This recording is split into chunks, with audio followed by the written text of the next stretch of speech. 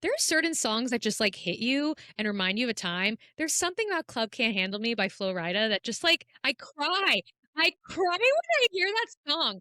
I feel you know what I mean? You're like, that's the last song I Nothing, imagined. nothing could have prepared me for that.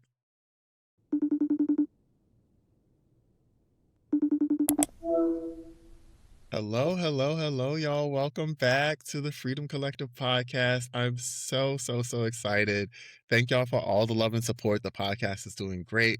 Please remember to like, share, subscribe, do all of the things like I've been seeing it, rate, review. Thank you, thank you, thank you, thank you. I cannot ask for a better collective. So I thank you again for being part of this collective. And today, I have a really exciting episode because I have a wonderful guest, a fellow clinician, Tara Montazeri. And look, I'm going to let Tara introduce herself because I'm just super excited to have her here. And we're about to double team y'all with the Yes, clinicians up in this piece today. I love having other let's therapists on here. go. I was on Tara's podcast not too long ago, Yeah. and this is Tara. I had to bribe Tara, by the way. I was like, if I go on your podcast, can you come on mine, please? You didn't even have to. I would have asked myself. I would have been like, and can I be on yours if that's not too much to ask? But But yeah, not at all. without further ado, before we get into our segments, let me just give Tara the floor. Tara, could you introduce yourself to the Yay. people? Of course. If you hear anything on my mic, I'm just like swatting away this fly that's just happens to be here. So I hate that's that. my introduction. I'm Tara. Nice to meet everyone who follows along. I'm currently an associate marriage and family therapist, just submitted my hours. So I'm in that study process, hopefully getting licensed this year. I want to think about it and not think about it at the same time. We'll get there when we get there. I have my own podcast, Trust and Thrive, that I've hosted for I over 7 years now, which I started before I even went back to school. So that actually inspired me to go back to school because I was like, I don't know what the fuck I'm doing. I'm in my 20s at that time, figuring it out, talking to so many cool individuals, realizing, okay, I love this work. There's so much we can do. It's easy to feel helpless. And then I remembered like even one person kind of talking to other people can make a difference here and there.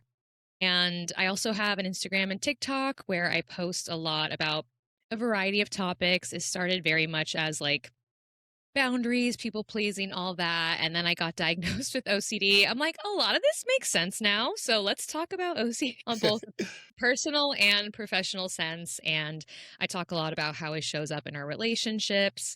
I'm obviously very clear that there's no one size fits all, but I like to remind people you're not alone. If you resonate, I'm like, I feel like I've become the queen of disclaimers. I'm like, okay, you don't always, you don't necessarily have this. Let's not label ourselves so many things. I'm also very clear about the fact that as much as I love this field, I don't want to necessarily kind of slap a label on everything when there's so many ways we've survived and protected ourselves. And so that's me currently. I have a little, I mean, I guess fun part. I have two dogs I absolutely love. They would be shaking right now if they were here under my feet with their collars. So they're outside right now, but we're all good. And I'm so excited to be here. I love Shahem. I love your posts and the work you do. Oh, And thank you. I'm fangirling being here. I'm like, who the hell am I for you to invite me? But thank you. What? You're the Tara. That's who you are. And thank you so I'll much for take it. coming. Of course. Okay, so actually, let's just get into it. Our first segment is intake, and that is where I ask you just a light question. We got to warm up first, obviously. You're quite familiar as a fellow clinician. My Yeah. intake question of the day, and we'll both take turns answering, is what's something you've done recently that excited you? Ooh. I will say I feel very lucky and privileged to have done this because I've done it a few times in my life, but I went skiing with my in-laws and it really made me realize how mental it is. I am the queen of pizza. I'm a beginner and I felt very lucky to have done that, especially, I'm Iranian and seeing well, I mean what's happening in the US, right? As an American, seeing Yeah. what's happening in Iran. It just feels like there's a lot of guilt that flows and at the same time showing up in ways we can and doing those things. So I tried to be in that moment and I just kept telling myself, I'm a skier. I'm a skier. I was like about to fall. I was like, and then my poor husband's yelling, make this turn. I was like, I love you, but you need to shush it right now until I'm paused. So that's something that excited me is just kind of doing something that scares me in that moment. And this. Oh my god, this too. Look, Yeah. I hope that you feel comfortable. This is our I love space, it. but I it's love so it. funny you said skiing because mine is gonna be snow tubing. I went snow tubing in the Poconos, and I shared the similar sentiment the entire time I was there. This is like Well, at the peak of when the stuff started happening with ice. I was just like, "Oh my god, like here I am, like on a mountain, on the snow, going down a hill, like having fun, but the world yeah. is falling apart." But I think it's so important that speaks to a larger thing where we have to like maintain a sense of joy.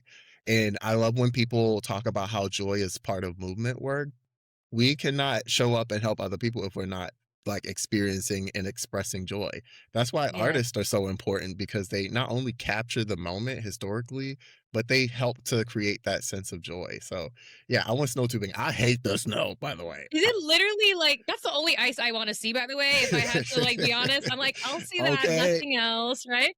But the actual is that, like, literally tubing, right? You're kinda just tubing down the snow? So, like, you know those, like, inner tube thingies? We were, like, Okay. this really, really big hill, and everybody would Ooh, race down. So, me and my friends, we were racing down. We raced down to the bottom of the fun. hill. My friend is such a sore loser if you're watching this, Dawn, because we won, and he Dawn. was like, I love how you're "No, like, because "I that wouldn't doesn't bail count you as" out." Yeah, Like, I'm not I'm even gonna gonna not use include his name. right, I I love have to that. say the name. Yeah. But, yeah. Wow, okay. So Love that. speaking, let's go into segment two. I think Yeah. that's a good segue right there too. This is where we want to get to know you a little bit more. And you can talk about and share anything of importance. It's the journey is the second segment. And I'm just gonna kick it off by asking what made you come into this profession? Like when did mental health start being important to you? Okay. So I was born in I'm kidding, but I'm, like, in 1995. I will say kind of going back a little bit, 2018, just like something that happened in my family. I'll go back even more. I grew up with three generations. So I grew up with my parents, my brother, and then my mom's parents. My parents and her parents went through the Iranian Revolution, moved in 1979. So they've seen real shit, right? Like they've seen people die in front of them. They've seen military, they've seen all of it in front of their eyes. And so I grew up with a lot of that generational trauma wounds where like we'd be in, a relatively safe neighborhood, but my grandma would put like chairs in front of the door or she would always think something was happening. And at the time, I didn't understand the layers of that. So I thought, oh, she's just anxious. And it trickled down in a way. I am very thankful. I grew up with so much love and I've always felt that. And so I make that very, very clear, but I did kind of take on some of that anxiety. In 2018, my grandma did pass, or she did die, and I'm trying to get better at actually just using that word because I realize I kind of steer away from it sometimes to just normalize that experience. My I grew up in that childhood home, so basically the childhood home I'd grown up in, we had to sell. We didn't have to sell, but we were ready to sell. We couldn't live there Yeah. without our our mom, our grandma. She was my mom number two. And then over that period of time, I just graduated from college a few years before. Thought I wanted to work. I've always grown up loving music. I was in a cappella in college, and we loved it. Shout out Akasola. It was the best. Always loved singing, very musical family. Well, musical family as in me and my mom. Everyone else would say not us. Basically, I just was like, what do I want to do with my life? What's going on? I thought I wanted to work with advertising. I saw people, no hate to, the company, great experience, but I just remember seeing coworkers like break down over like, we're $100 over budget, things like that that I know impact them. But I was like, I cannot do this. Like I was breaking down over something. And I remember I felt like my role was to ask everyone, how are you doing? Like, it's okay. Like I'd kind of go to everyone and somehow be the support of like, this isn't that serious, girl. Like at the end of the day, we're going to be out of here. You're not going to remember anything or people dying all over the world. Like this $100 will be fine. And then I left that job and basically started. I always laugh about this, but we don't we no shame on what we've done in the past. I started kind of like a health and wellness. I will say it was very toxic positivity. Page is called like Wellness with Tara. And I was like, be thankful that you get to drive to work. And some of the things like that I look back on, I just hold myself accountable and I'm like, you know what?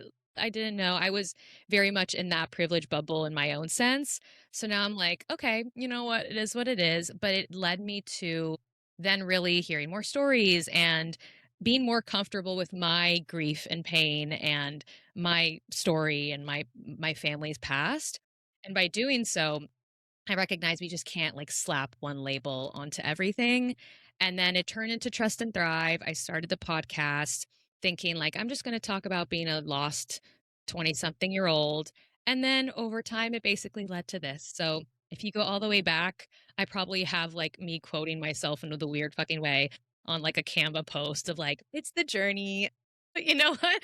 We got here. And I'm like, I'm going to leave it up because we've all no shame and like we all grow and Yeah. learn and evolve and like why hide that? So it's been then I went obviously back to grad school during COVID and realized like I want to do this. I'm really stubborn. My parents joke they're like you're such an Aquarius that like you have to want to do something. And I'm like if you tell me I'm going to be I could be a therapist, I'm not going to go and I'm going to wait until I know I want to be a therapist. And so I just like said this is the time, went back and did it, and we're here. Yeah. Listen, it does work like that sometimes, you know, because I I'm told like, my story long on your podcast.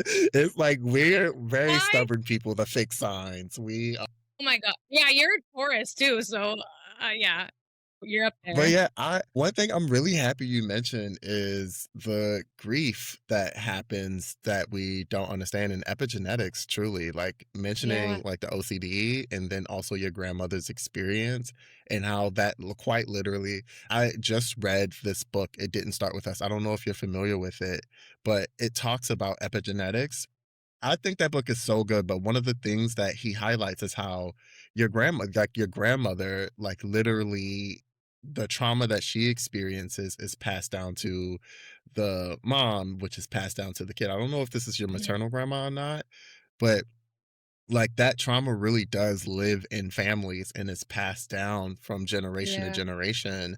And one, rest in peace to your grandmother. And Thank I you. really We love you, love your Auntie Zip. intentional. I love your intentional use of the language of died and not passed away. Can you explain a little bit more why you say died Yeah. as opposed to passed away? Yeah, and if I'm fully honest, I just did a podcast with a guest on grief, and it made me realize a lot of the words not even just related to death and loss, but a lot of words that I would be too scared to say or I would kind of put and I say this because I think even like my grandma who I love so much would kind of try to keep us from she'd say like let's get ice cream. She didn't want us to be in pain and feel uncomfortable emotions, understandably because for her to survive, she's like, we have to just get through this shit and like get through day to day. We don't have time to even think about that. So I not saying it's necessarily anyone specific, but I kind of took on this belief that I don't want to make other people comfortable. I also have to get through. And part of that was like learning to filter myself. And I recognize why am I not saying the word die? Like it is loss, it is death, it is what it is, right? And it's acknowledging and not also adding this fear and shame around this is something that happens as scary and hard as it is. We Yeah. can't avoid it. Yeah. You know, I find that so many people issues can be traced back to this fear of death Mhm. and dying, Yeah. but also like our society in general. And I'm sure you tapped into this on your episode is like so afraid of grief. There's such a huge taboo around grief and Yeah. grieving that it's even hard to name when people are doing it, right? Even with Yes. death, like especially in the Western society, we have like all of 1 to 2 business days to grieve when somebody passes away. See, I just did Oh it. my gosh. When somebody Yeah. dies, we, It's so default. We don't even realize that's the wild part, right? Yeah. yeah, like it's so wild. And I think like the better we get at grieving, the more communal, the more adventurous we are with life, the more just accessible humanity is in practice. Because when we don't try to do all of the things to cover up the fact that we need to grieve, life Mhm. kind of just moves smoothly. And I tell my clients and stuff all the time, like, grief and the avoidance of it will slow you down a lot in life. If you Oh, yeah. avoid grieving the things you need to grieve, your life is going to slow down. And you put so many, because you're avoiding the pain Mhm. that's underneath. I think we all need Yeah. to be more honest about that. I'm so No, I curious hear too. that. Like, I'm all up in your business. Yeah, Feel free please. not to share. I'm I crashing up want, on my social media every 2 days, so, like, this to me is like light work. I'm like, we're surface level right now. What do you but I, say? I want to hear a little bit more because a lot of people have OCD Mhm. and it go undiagnosed, especially like black and brown people, like people who are more marginalized because, and when we come from cultures that aren't catered to, I should say, by the Western mental health like complex or industrial Yeah. complex, we have a harder time recognizing and understanding when OCD and anxiety disorders pop up in our communities.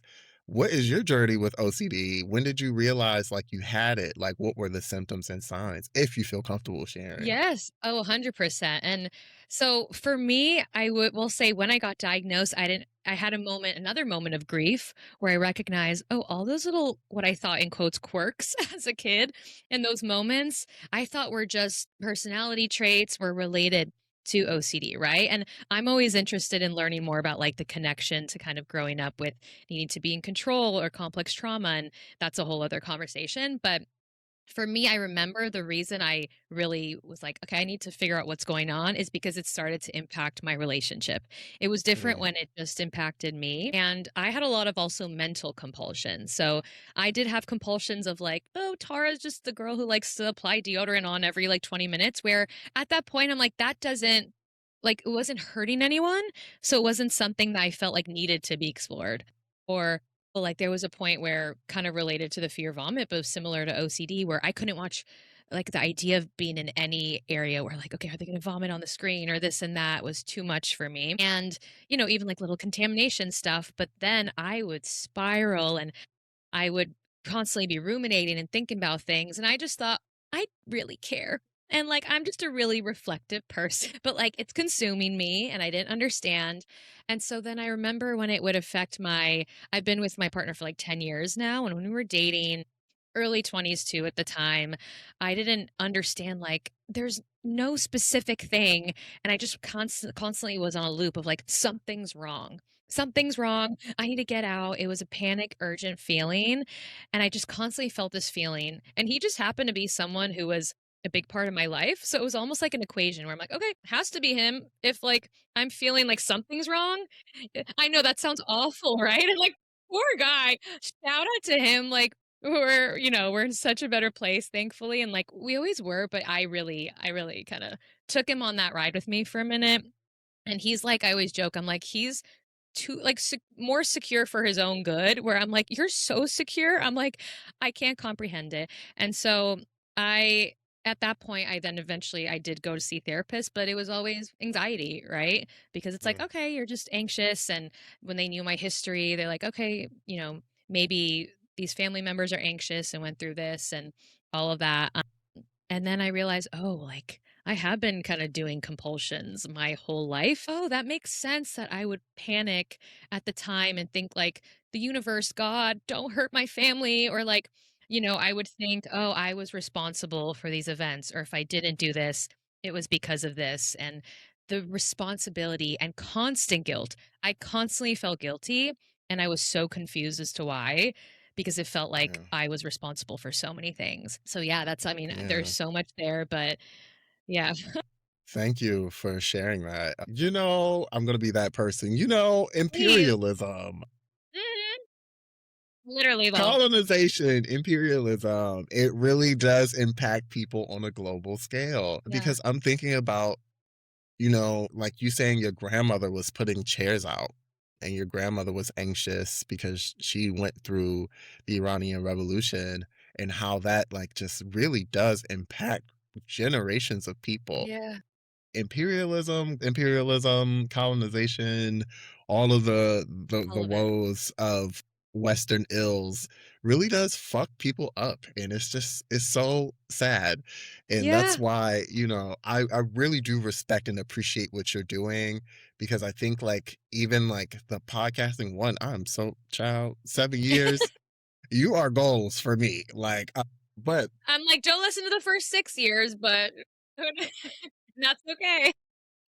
seriously though, I genuinely think, like, what we do, like, clinicians like you, like myself, like, we are challenging like colonial like therapy. We are Mhm. decolonizing therapy. Also, I'm not sure if you're familiar with like decolonizing therapy, the Yeah, page in the of book. course. Love the book. Yeah. So Yeah. amazing.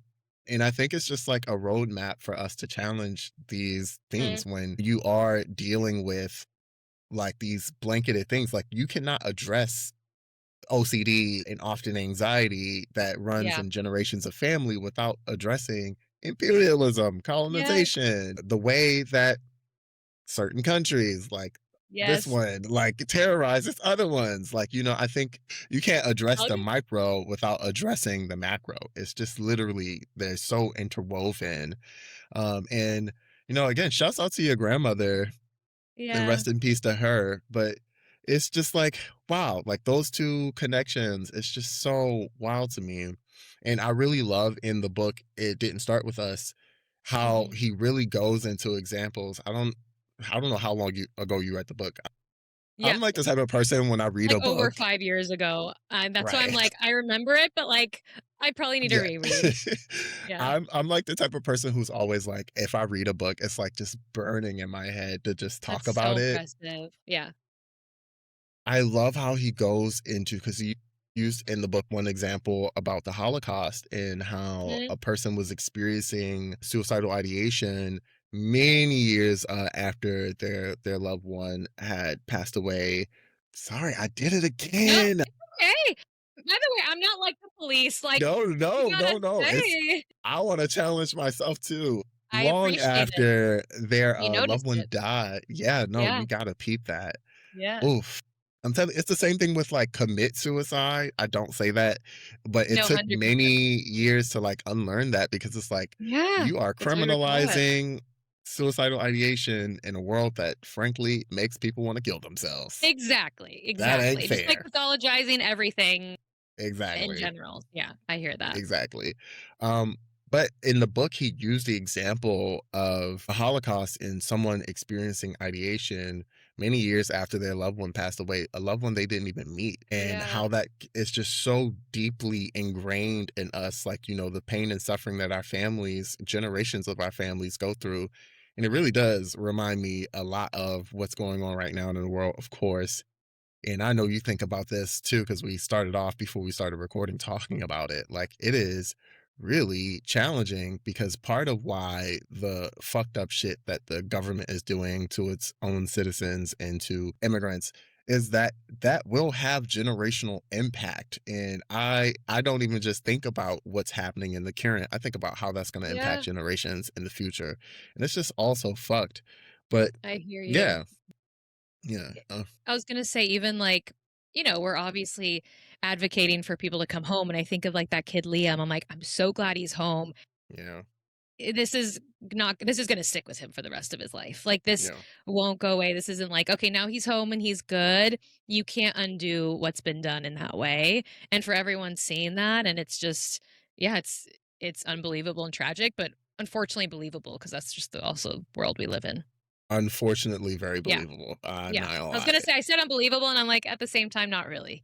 It is what Yeah, it is, unfortunately. Yeah. yeah. Navigating it as a therapist, I have to say, is Yeah. really. Let me ask you. This is my Yeah. ask. Like, I'm I'm also curious asking about you. Tara, not Dr. Durag, because I don't know. No, I love to hear. I found for me, it's been super challenging waking up every day and trying to help people cope with the reality of all of the systemic issues that we're institutional issues that we're facing as a society. uh it's hard, and Yeah. sometimes I don't got the answers. I don't even think any of Yeah, us have the answers, I was gonna but say. yeah, Point me in a I think direction that does. I'm like, "Who does?" I'm asking you for the answers, and then I it's was like like, I don't think any of us. "Oh god." Yeah. Yeah, how have you Oh, been you're oh, so you're coping? Yeah. Yeah.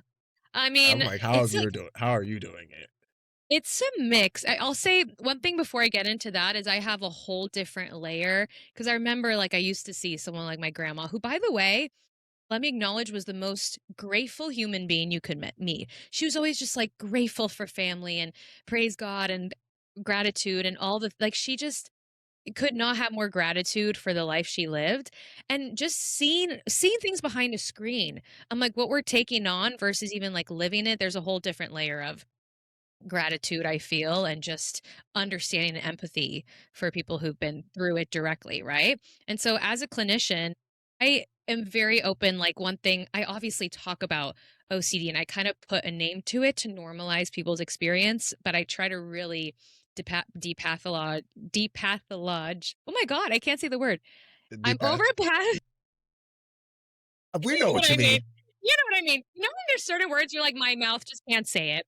But get over like the idea that something's wrong with you for experiencing this, which a lot of clients and people online, obviously, they come in and think like, yeah, I just need to like cope better. And I know you've seen that too. It's like no one was meant to cope with what's going on, right? If anything, as human beings, first of Oh all, my even just on god, our thank you for phones, like saying that. it is not normal to see someone selling something and 2 seconds later you see graphic image of a child and then someone dying. It's just a lot for us as human beings. And so I really try to normalize that and then also take that myself, because I used to like go on TikTok and be like, let me edit this video till 10 p.m. And then I'd see other videos and I'd fall down a rabbit hole. What happened to this family? What's going on? Is everyone okay? What's happening here? And trying to, I don't even want to use the word balance because that's so, it makes it sound so simple, but trying to really check in with my body as well, because I have a tendency to go black, be very black and white with things, and I can kind of connect that a little bit back to some OCD stuff as well. But I will think if I don't know every single detail about something, I'm not as informed or I'm not there. And I also, there's that extra layer of like, okay, girl, don't do this. This is not for you and your own pride and to feel good about yourself. Like, if you actually want to show up for people, you do have to take care of yourself, even if that's Yeah, uncomfortable. And it's not yeah. either or. And it's so yeah, basically like really prioritizing. I'm gonna stay informed and show up. But like if I don't recharge, I will no one can function in this world if Yeah. we don't take care of ourselves. This isn't we're not meant for this. Oh my god, Yeah. yes. I think I mentioned this on your show too, but that all saying like we have to take care of ourselves in order to show up always reminds me that you cannot show up and be a good community member if you're not willing to be helped. And I just Yeah. like, I couldn't agree with or underscore that point anymore. You brought up something a little earlier though that I want to double back to around Hmm. like your first stint with toxic positivity. And I Yeah. think that's important to talk. Please do. I love this. It's so good. Yeah. I think that's an important thing to talk about and discuss too, Yeah. because a lot of people are disillusioned when that toxic positivity bubble burst. And a lot of people Yeah. think like the way to get through hardship is to pretend hardship isn't happening. And it also reminds me of Mhm. spiritual bypassing, where Yes. people will avoid grief and grieving because Mhm. they need to, they think avoiding the negative emotions is the way to actually Yeah. resolve the negative emotions, and that's Mhm. just not the case. I want to hear a little bit more about this toxic Yes, positivity. please. I I think it's the perfect example of I was putting out into the world what I was experiencing, and it was very real time of I was going through. This was like I've lived with my grandma my whole life. So not to compare, right? But like I wasn't seeing her once a year, and it doesn't make a difference of whether or not that's the case. It can hurt just as much. It can hurt just as much to see a celebrity or someone you've known die, right? And so I remember deeply feeling that grief, but I didn't know where to put it and I didn't know what to do with it. And it's almost like I felt like, okay, let's try to. I did grieve in my own way, but it did turn into like, okay, everything's okay. It was like, imagine I'm like smiling, like, everything's okay. And I'm like, I'm trying to not cry and get through it. And I also felt like I grew up very much wanting to make sure everyone around me was okay, which that's a whole other story. So a lot of the messaging was, I want to say, authentic for the moment I was in, It wasn't once I really went through the pain and sat with that, it also helped me. It's layered, right? If I couldn't feel that own grief within my family, I couldn't see it in the world. I couldn't see it in other communities. It's not that I didn't see it, but I couldn't feel it on that impact and really understand it unless I let myself even go through that, like you said, kind of micro internal in my Yeah, own family system, go through that experience. I'm like, if I can't experience that in my family system, how in the world am I going to really sit with it and work through it and support other people on a macro level? And so it really took a lot of, looking within, holding myself accountable, recognizing that I also did what I knew the best that I knew at the time. Because I also know, like, my grandma, she'd be like, "You're good, you're good." Like, knowing her, she'd be like, "Don't even, you're chilling, girl. Like, I'm good, you know." But I knew, like, I'm feeling this, and it's not scary. It can be uncomfortable, but I got through it, and I love I don't want to say I love pain, but I love sitting with my feelings now of yeah, being able to say, like, that's what life is. Like, that's what community and connection is. I wouldn't go online and I can't even fathom people who are like, at least this, at least that. Oh, at least this kid's home. It's like, I understand. We can celebrate some of the good news and the joy, and that's important. And we have to recognize, like, this shit's not okay as normalized as yeah. it has been. Right. And so, kind of like, I had to do that first. Yeah, thank you for Yeah. that. My goodness. I Yeah. remember a stage in my life where I had a really hard time with grieving. And you know what? Yeah. Look, some people don't understand that this is just not an innate thing. And Yeah. unfortunately, because of the way society and the stigmas and all of that works, I don't think a lot of people are taught the tools to how to grieve. Like there's a method, at least for me, Yeah.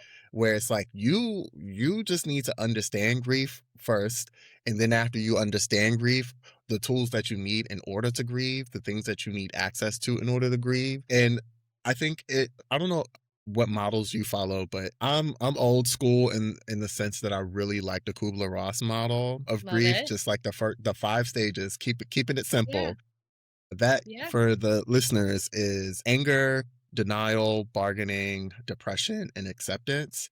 Very simplistic model, but I think it really covers some of the basics. I talk about this Yeah. ad nauseum a lot, but understanding what happens in those stages of grief and what function that these stages of grief offer is super important. I literally was just walking a client of mine through this. They know any client of mine who's probably listening, they know I will be quick to say, and what stage of grief would that be coming up in?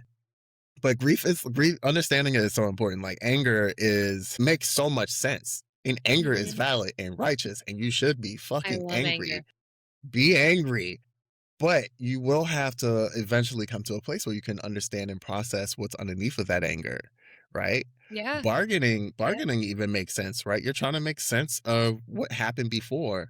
Like if only I did this. If I wish I called my grandma more. I wish I had one more opportunity. Maybe if I showed up in this way, this wouldn't have happened.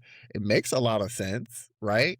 Yeah. And you eventually have to like reckon with the reality that the past can't be changed and Mhm. forward is where you need to go. Depression makes sense. I'm just breaking down all the Yes. stages at this No, point. I love it. I'm like, I love the reminders, and it's so true, yeah. It all Depression makes makes sense. sense. When you are aware that someone that you love is gone, it's okay for Yeah. you to feel sad, to feel like sometimes it might be a little hopeless.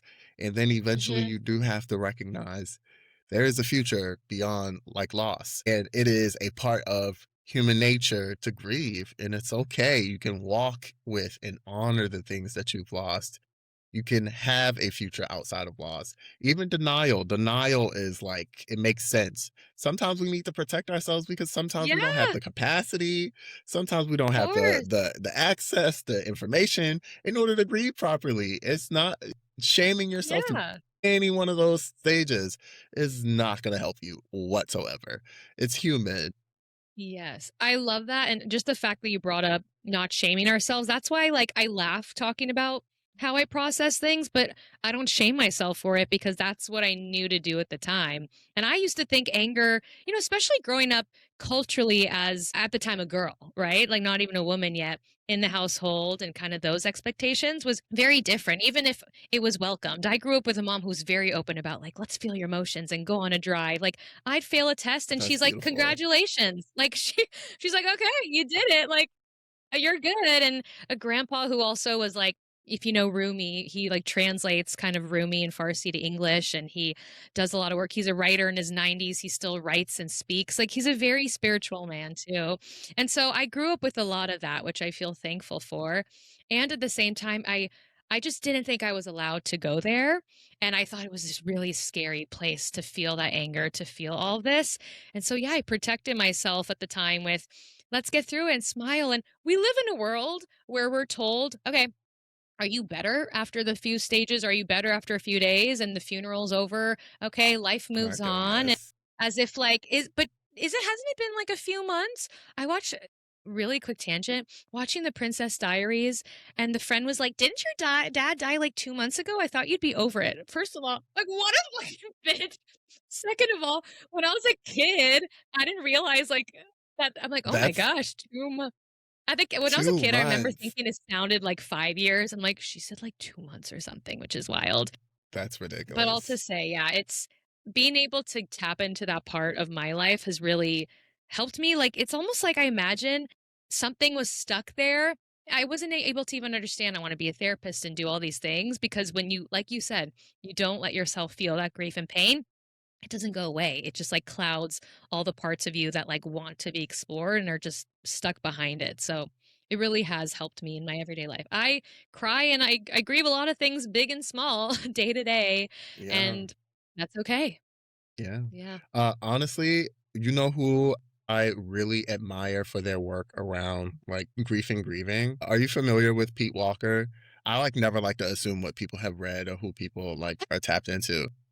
I will say the name out of all the people you said sounds familiar, but I'm not sure.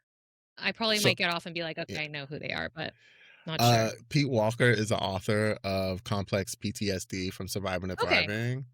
Like, Okay.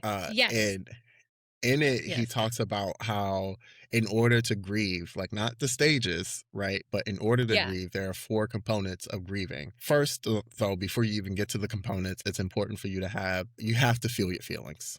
That's the number one Hmm. thing.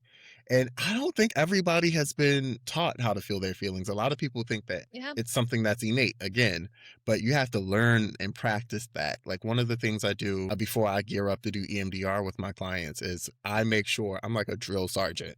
You have to Yeah. know how to feel your feelings. And I give them I this love it. really extensive list of feelings and this homework Mhm. where, you know what, if collective, if you're listening and you want this list, I Love will it. definitely post it, but Yeah. a list of like these feelings and the sensations in the body, and I make them do an exercise throughout the week. So it's like, okay, find the feeling that you're feeling, the strongest feeling Mhm. you had that day, connected to a body sensation that you're having. Doing body scans, it's something that you We have to love a body practice. scan. I love a body scan down. We love a body scan. My clients are like, "Girl, we've done enough body scans. Do it again. Do it again. We're not thinking your feelings, we're feeling your Right. feelings." 3 more times. 3 But more no, like, times. the body scans, using that to get in tune with your feelings and where you're feeling them in your body, it's essential to any trauma work, any grief work, and when I get them to do that after they learn how to feel their feelings, that's when they can get to the 4 components and EMDR, and those components Yeah. are self-compassion. Again, you have to be compassionate with yourself throughout the grieving process. There's no way to grieve when you're beating up on yourself the whole time. Yeah. Angering. He talks about angering in the book, which I really love. Like, there is a necessity for anger. Anger is something that people are shamed out of a lot, too, I notice, especially women. Especially women. And I think when people lean into the anger and feeling the frustration and just being pissed off at Yeah. life sometimes, it really does help for the other ones too. So it's self compassion, angering, crying, letting your body do the natural release that it needs to. A lot of people, Love have it. you ever worked with somebody who's like, I haven't cried in 7 years? Oh, I'm always and like, I'm like, "We're ready to go. Let me cook. I'm ready." I'm like, "It might take some time. No rush. We're gonna meet you where you're at." But yep. challenge Yep. accepted. We're like, "I have everything together. I think my way out of things." I'm like, Okay, no big deal. My God. Okay, I'm gonna do the last one, and then I'm gonna bring up the Yeah. thing that, like, oh my goodness. It's angering, self-compassion. Oh, verbal ventilation is the last one, where you Mm, have to talk with people you feel safe with, people who you trust. That's like one of the benefits of a therapeutic relationship. You can yeah. trust most times, because some therapists do be wilding, but you can trust most clinicians to be That's its ethical own and creating, podcast. right? It's a whole show. But most therapists should be able to be trusted with, like, your softness, your vulnerability. But Yeah. one thing that really, because I'm glad you said that, one thing that Yeah. really makes me cackle every time is when people are like, yeah, I had a therapist and they said that, like, I'm perfect because I can think through my problems. Like, and Yep. I feel I've been that miserable. client. Right. I've been that Everything's client. I'm going to like, shit. "I know what's going on, so you can't really Yeah. tell me anything new." And then I'm like, "Oh, but I Right. haven't I'm cried in a so year." So, self-aware. I'm so yeah, I'm self-aware. so It's like, self-aware. yeah, no. Yeah. But I've heard, like, people say, like, yeah, my therapist said I'm too self-aware, so there's nothing they can do with me. That therapist sucks because Yeah. there's no such thing. That is so wild to me. Yeah, I'm just self-aware. I just am having all these symptoms like anxiety. Yeah. It's hard for me to get up in the mornings, but I'm so self-aware and therefore therapy won't work for me. That couldn't be any further from the It's truth. the worst. It's also Goodness so gracious. common with OCD too, where it's like, okay, so then let's kind of like therapists don't realize sometimes that they're just, and I'll have to like recognize myself and kind of interrupt it. Like, oh, we're ruminating together now. Like we're actually Mm, not supporting you. Like we're keeping you just stuck in here and you're in a loop. exactly. Versus like, time for the body scan. Prepare to be sick of me, but we're gonna do it. Like, you know, we're gonna do it That body anyway. scan will do it every time. I'm telling you, Yes. get in touch with your body. We're not gonna, like, I run Can't a go strict wrong. program over here. You two up I in the love it. head. Yeah. I am No, curious. but I have a quick question for you, if that's okay. Just of because, like, course. being online, social media, do you ever, like, just kind of thinking about different therapists, obviously, not like judging or shaming anyone specific at all, but do you ever see posts of clients saying, my therapist did this and they were the worst? And maybe it's me and maybe it's my OCD showing up, but sometimes I think, are they about to either say something I've done? Or is this like a client I have and I just don't remember? Like, am I about to just be called out for like, Yeah, yeah. I'm not gonna lie. Even I have that anxious thought where it's like, okay, Oh, hopefully, did I but say then I'm like, that? this is, yeah, okay, all the Yeah. time. And I think being a therapist, like, the job itself is just so, it can be challenging in the sense that we really don't get roadmaps. I think a lot of people think when we're in Yeah. school that we're taught, like, how to show up in session and stuff. That's like, couldn't be further from the truth. A lot of the stuff that therapists have to learn is like outside in the field.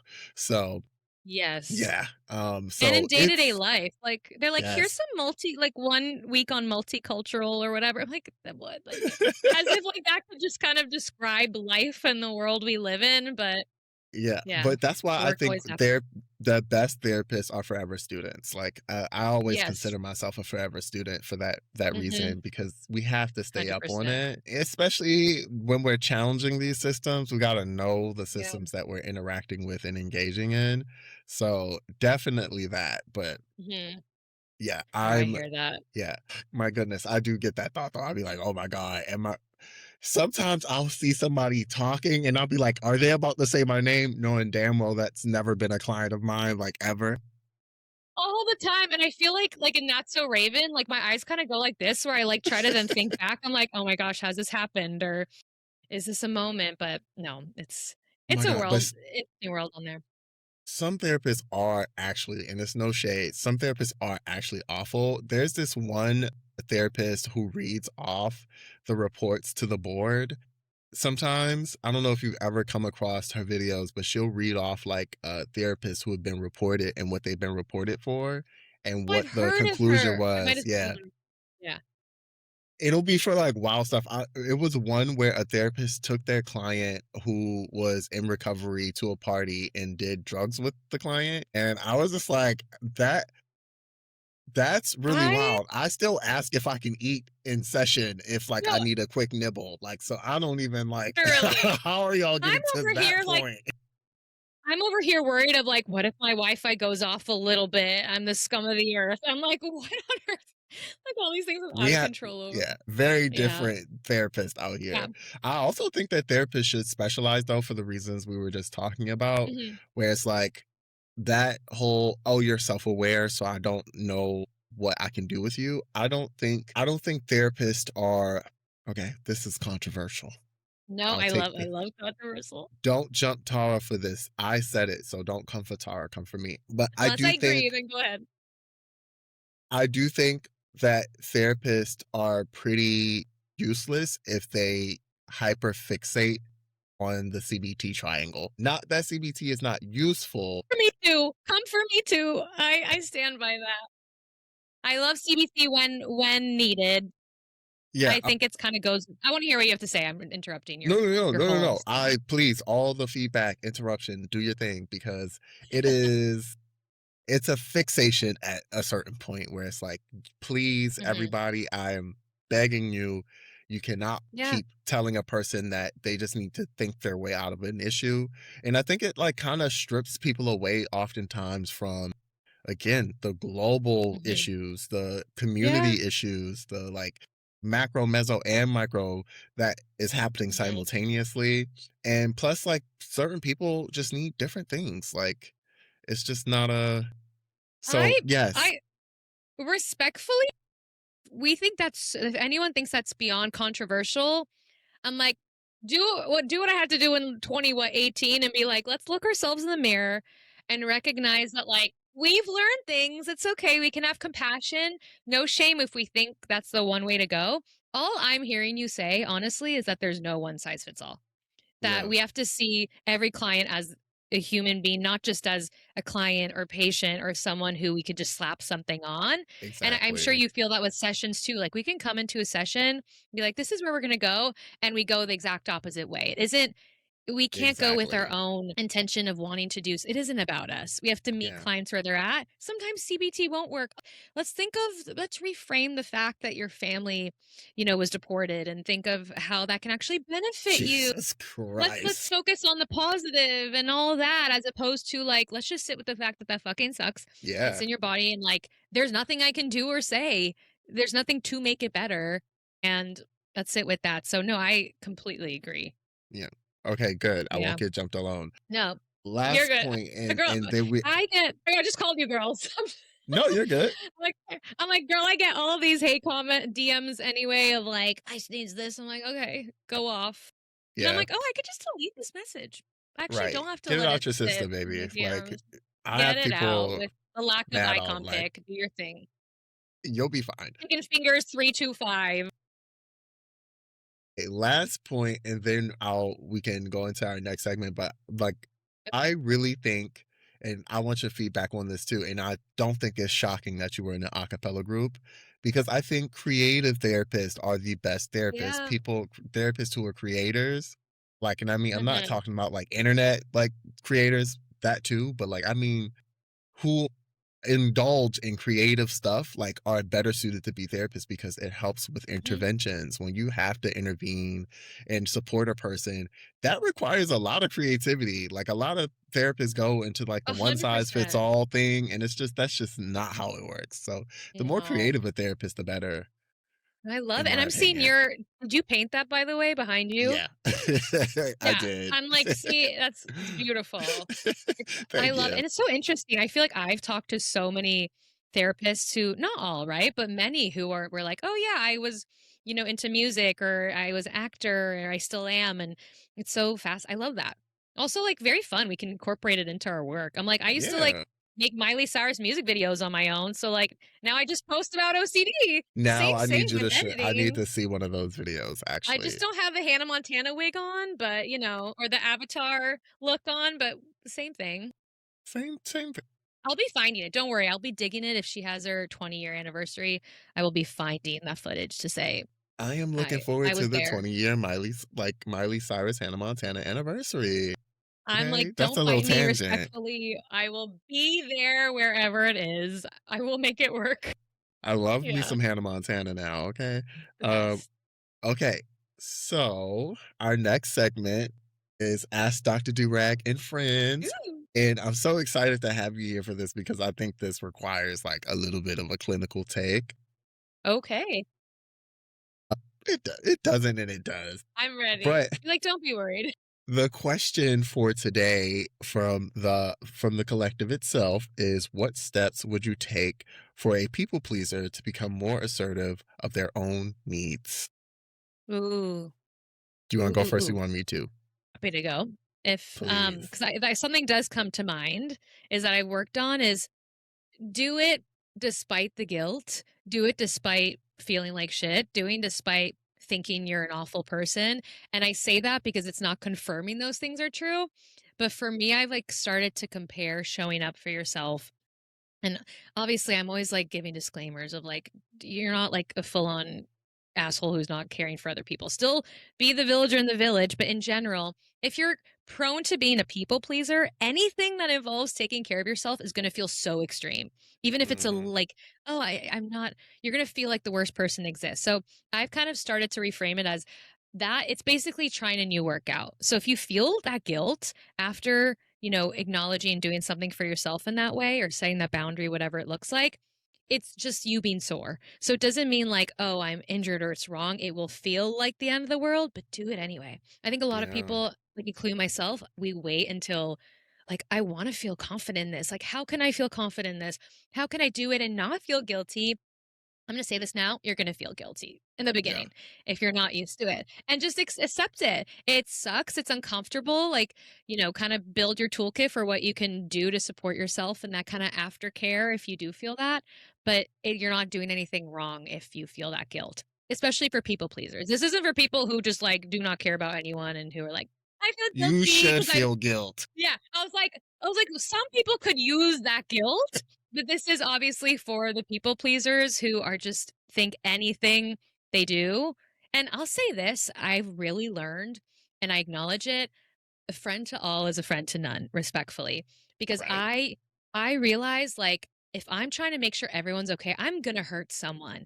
And it's also like you're not really standing for much. And it's not to shame anyone, it's to remember there actually is community when you kind of do stand for something, whether it's on a macro, micro level, or even if it's within your family. You may not feel that community wherever it is, but you will find people who get it. And so don't be scared to think like, I got this guilt, I'm going to be alone and isolated. You will find that community. And Wow. it's so like refreshing to just be like, okay, this is hard and painful, but other people go through it too. Wow. What Yeah. an amazing your answer. How can I No, follow that? That was you hit the nail on the head. no, My it's goodness. all personal experience. I won't even lie. I'm just like speaking from what I've learned I myself.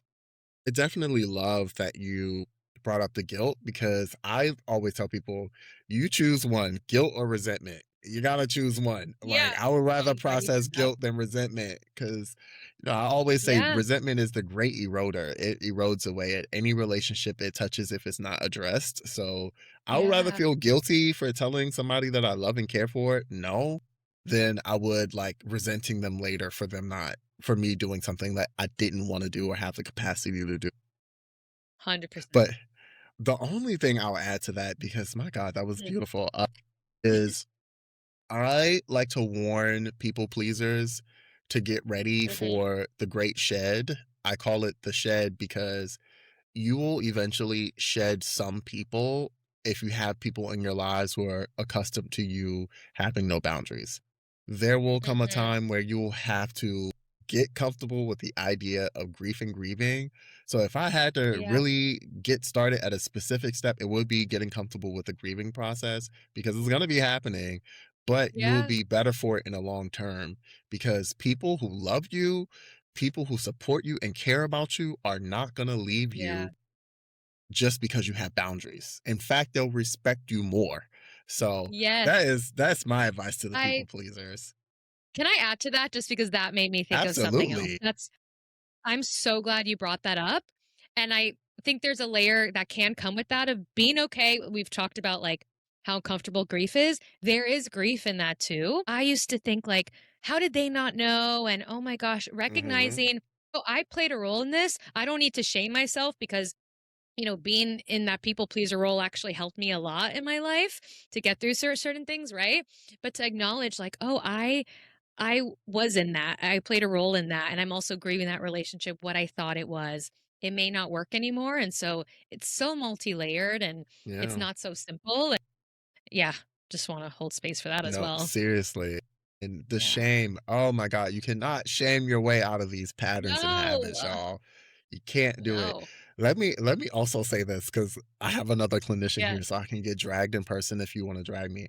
Do you know I got jumped on the internet a couple of years ago because I said people pleasing is a manipulative behavior? And I'm sorry, there are worse things to worry about, and, like, also, like, critical thinking. You don't have to, like, fully agree or believe something or just be open to it, right? Like, yeah. for example, like, I so get that. Like, I'm not saying everyone who does that is manipulative, but I can understand the So intention behind that, and I've felt that myself, yeah. I even want to just couch it with this, right? Because I explained it Mhm. as many ways as I could. I don't think people Yeah. pleasers themselves are manipulative, like, Yeah. or malicious people. I just believe the behavior of not being transparent in a relationship robs people of the opportunity to get to know a real person because they are not given the opportunity to meet you Mhm. where you are. You don't give people the chance to get to know the real you, which is an act in and of itself that is manipulative. At the end of the day, people pleasers Yeah. want to please other people and they prioritize other people's needs over their own. I don't think that comes from a place of malice. I think that it is something that is done to protect themselves and often in an attempt to protect other people. However, it robs people of the real chance to get to know people who are real. And I think I love everybody that. deserves honesty in relationships, transparency in relationships, and it's very hard to do that and to be a people pleaser. That was I got I just dragged wanna say up and down. I first of all, I love you explaining that, and in general, like, that's the perfect example of I'll be honest, like, if I maybe heard that a decade ago, I would have thought, "Now I'm a manipulative person, and Yeah. I'm taking it personally," right? Versus, like, here take what you hear and take everything with a grain of salt, and I actually see that as, yeah, that's very true, and I've experienced that in my own life, and I can look within and say, that has both been a way of protecting myself, but that's it too. It's not one or the other. And it is hard with social media, right? Because they probably Yeah. just see that and don't watch the Uh-huh. video and they're like, I'm like, if you And it's listen to fine. him and watch the video, But but I you're will probably used say to getting dragged. I've had people come to me and say that when you said that, it saved like my life. And I've even Yeah. had clients come to me and say, like, hey, so I saw that. It really stressed me out, Yeah. but I was forced to sit with my discomfort and it helped Hmm. me to realize like I have some things I need to work on. My goal is Yes. not to like rile people up just for the sake of riling people up. If one or two people are impacted by In it, control. that's They good are. enough for me. I did my job. You said Yeah. one recently too that I loved about like, because I totally resonate with this. Like something about being a good Yes. Oh my God, they I were worry about so being a mad good at person, me. but it's always the no, and it's so funny because 'cause I'm like, "Oh, that's so I love that, that's so true," and, like and you're not saying, like, you're an awful person shaming, it's just recognizing, like, it's also not benefiting the person who's experiencing that, right? Like, Yes. it's not helping us. Like, I was deeply under the people pleasing as much as I knew I did what I knew, I was resentful and tired, and I could Yeah. feel it in my body, and I'd say yes to things, and I'm like, "Why did I say yes? They should have known." It's like, that's so Yeah. all to say, like, I love that you share Yeah. that.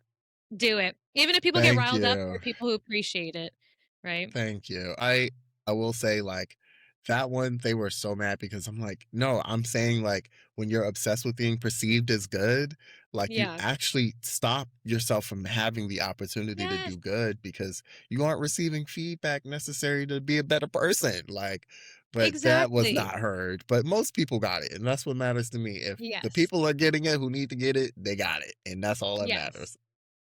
The way you're like, "Do I have to make 10 more videos addressing every single part of this?" Right. I Oh I've my gotten god. out of the habit of that too. Like I No, don't good need to for explain you. myself that much. Like I was like, all right, well, I said what I said. Like hopefully Yeah. these few comments will clear it up. If you don't get it, you're just not ready to receive it. And I Yeah, wish you the best. And I and hope that's you okay. when you are ready to receive it, you can come back to it. But yeah. I love when Okay. other people explain it too in the comments. You're like, "Thanks for just, like, explaining for me." It Like, I can don't be really know how to say it, exhausting. and, like, it's also, like, I don't know about you, I'm like, I don't know how to describe this in just a comment, and I'm not making a full so, all to say, yep.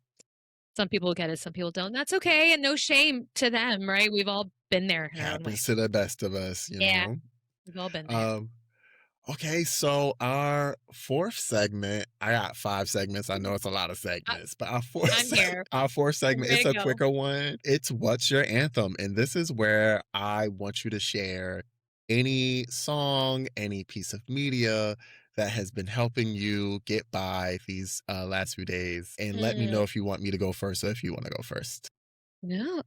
Go ahead, since I went first last time. I'd love to hear yours. So mine's, you know what? A nod to what we were talking about earlier. Mine is gonna be "The Climb" by Miley Cyrus. I actually really love that song, and people who've been I following like me you for 1,000 years, times more. Not that I could anymore, but I'm just like, taste. that song is just it is, like, up there for me. People who have been following me for years know I love that song because she's just it's so true. It's the climb, everybody. It's not about how fast you get there or what's waiting on the other side. It's the climb. Just going through all the Listen lyrics, I love it. listen to It's so Miley true Cyrus. though. It's so good. No, that's a beautiful, beautiful song. I'm just obsessed with that song. That's a great one. Do you listen to it often, or it's more just like is Yes. that a karaoke song for you, or more just you listen to it? Yes. I Okay, I cannot love it even sing at better. all. Like, you would probably not like me anymore if you went to karaoke with me because I sound horrible. But I'm around enough people who like do karaoke well, where I'm like, can someone just like, be a little off and that have a would be little me. fun, respectfully. I love that. But yeah, I do listen to it. I have a playlist called Songs to Heal To on my Ooh, Spotify that I should add these you songs share to it that like list. Yeah, publicly? Okay. it's a It's like I don't public want to creepishly go be like, playlist. "Okay, No, no, we'll no. listen here." I have to add "The Climb" now because I'm like, I listen to this song when I need to So be good. reminded that I'm on a journey, okay? Shouts out to the journey. You're on a damn journey. I love that. I love that. And that's also a reminder. I'm like, I want to make a playlist and share it, but I feel like I have like the same few. I get like hyper fixated on a few songs, but I will say, I don't want to interrupt. Did you No, have another part of this answer? No, you good? Okay. For me, my go-to song is "That's the Way It Is" by Celine Dion. Do you know that I love song? me some Celine I I love love me some Celine I Dion. love Celine, and that's a song that, like, has got me through some panic attacks. Like, I was in a canyon one time where I couldn't pull over, and I just played that song on repeat, but it's kinda Oh, similar to The Climb. It's like, that's the way it is, and not like in a toxic positivity way, right? But like life's gonna be hard, shit's gonna yeah. happen, very much the acceptance of it, but, like, you're gonna feel it, you're gonna get through it, it's gonna happen again, all the things, and just so good. Also banger for karaoke as well, but, like, every time I try that for karaoke, I'm like, "Girl, why did I" just, like, doing a Celine Dion for karaoke is just, like, trying to do the Olympics. It's just not fair to anyone. She's a vocal powerhouse. It's just like, She yeah, it's is. really yeah.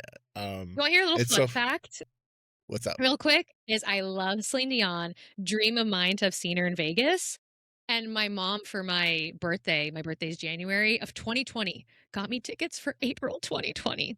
And they're like, "Oh, we're Oh, gonna put," and then after that, she stopped, like, kinda singing for now, and it's like, "Oh, we can't wait to go," and then they're like, "Okay, we have to pause it and push it off a little bit," and then it just got pushed off, like, no. never happening. It's all good. I've been to concerts, nothing to complain about, but it was just like, you went in that moment in 2020 where you're like, "Yeah, it'll be a 2 weeks push off," and you realize, what a time. What a time. Child, don't get me started on my 2020 story. I was literally on the way to Italy and I was gonna go to Italy and Paris literally 2 days before the lockdown. Oh, I was like, I had the choice because they were talking about the lockdown. I was like, ooh, if I go and it's not just you'll two be weeks, stuck. I'll be stranded in Paris. And then, at the time, Italy was like the epicenter. So I was like, "Oh," Yes. and then I made the executive decision not to go, and thank God because lockdown was Yeah. definitely more than 2 weeks. Okay. But Would you have did look you have you gone since then? to Paris, but not Italy, Okay. which You'll go. sucks.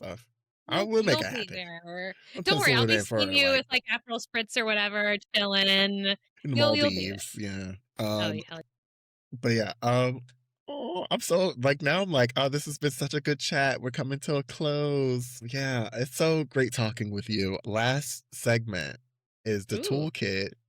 This is where we both share Mhm. something that helps us to get through to expand our toolkits, something that helps us to stay leveled and something that helps us when we're having our rougher mental health moments.